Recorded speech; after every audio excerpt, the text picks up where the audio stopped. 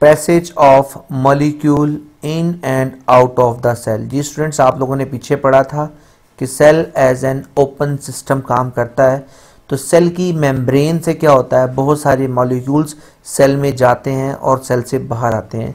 जी हाँ स्टूडेंट्स, इन मटेरियल की मूवमेंट के लिए जो सेल की मेम्ब्रेन होती है उसे हम कहते हैं वो एज आ सेमी परमिएबल मेम्ब्रेन भी काम करती है।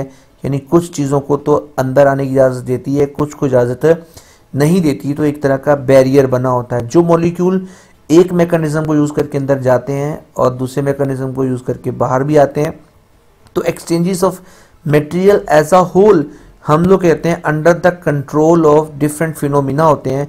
वो फिनोमिना कौन कौन से होते हैं, उनमें हम कहते हैं सबसे पहले डिफ्यूजन है, फिर फैसिलिटेटेड डिफ्यूजन है, ऑस्मोसिस है, फिल्ट्रेशन है, एक्टिव ट्रांसपोर्ट है, एंडोसाइटोसिस है और एक्सोसाइटोसिस है।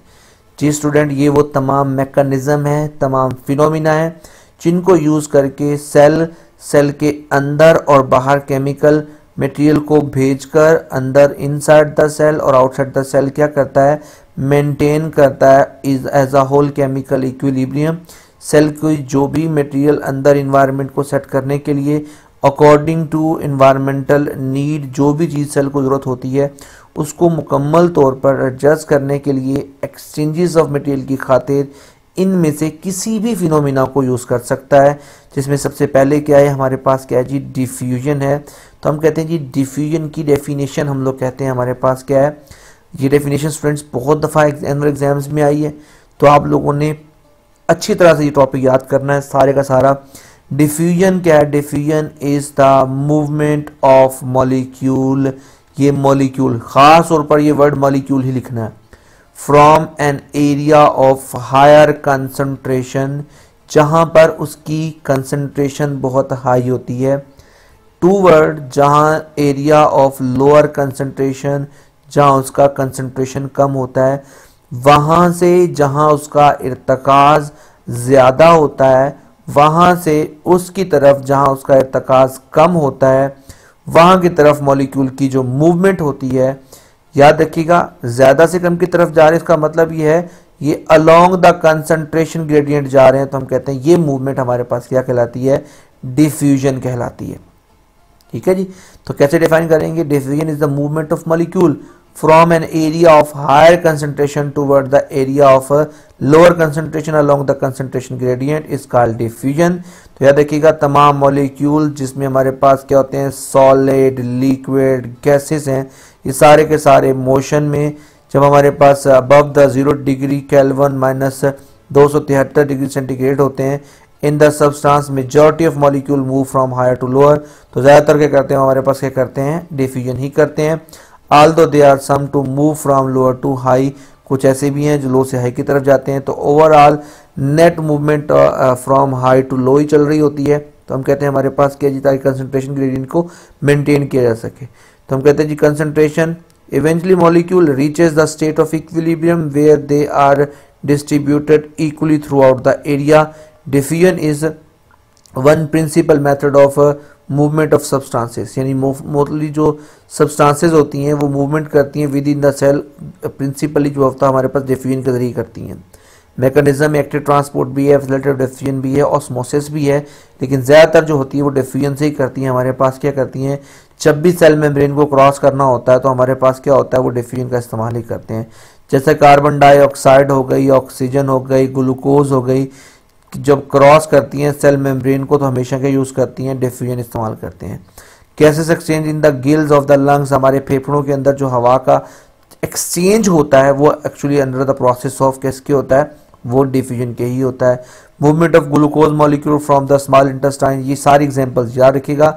जब ये डेफिनेशन लिखेंगे तो साथ में ये वाली सारी एग्जांपल लिखेंगे कि exchanges of gases gills and lungs of the, हमारे पास डिफ्यूजन का प्रोसेस है।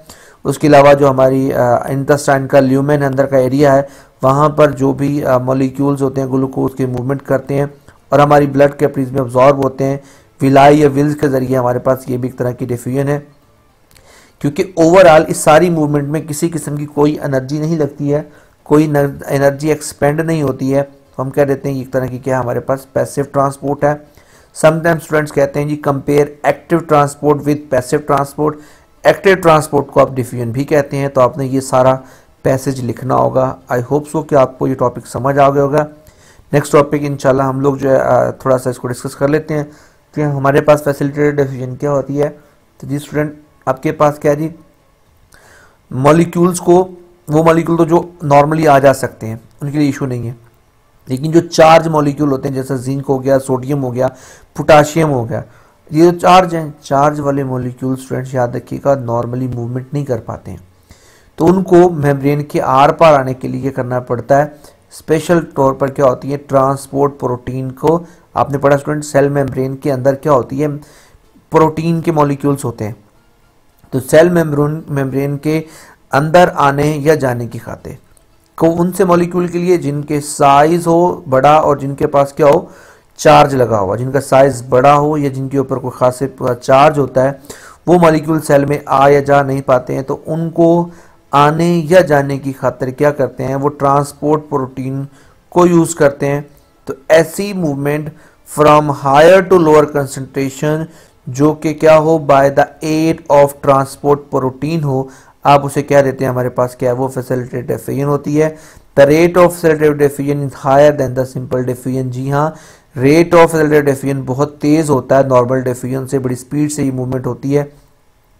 Facilitated diffusion also the type of passive transport because there is no expenditure of energy in this process. जी स्टूडेंट्स, ये डिफ्यूजन और facilitated diffusion थोड़ा सा difference है। जो डिफ्यूजन है वो हमारे पास नॉर्मल मूवमेंट है कहीं से भी सेल मेम्ब्रेन के अंदर से, लेकिन अगर सेल मेम्ब्रेन के अंदर से due to the large in size molecule और या चार्ज ऑन साइज या चार्ज ऑन मॉलिक्यूल की वजह से अगर वो ऐसे किसी भी जगह से क्रॉस ना कर पाएं और क्रॉस करने के लिए खालसतन मखसूसन क्या हो प्रोटीन का इस्तेमाल करें, तो हम क्या रहते हैं वो हमारे पास क्या कर रहे हैं, एक्चुअली वो फैसिलिटेटिव डिफ्यूजन कर रहे हैं।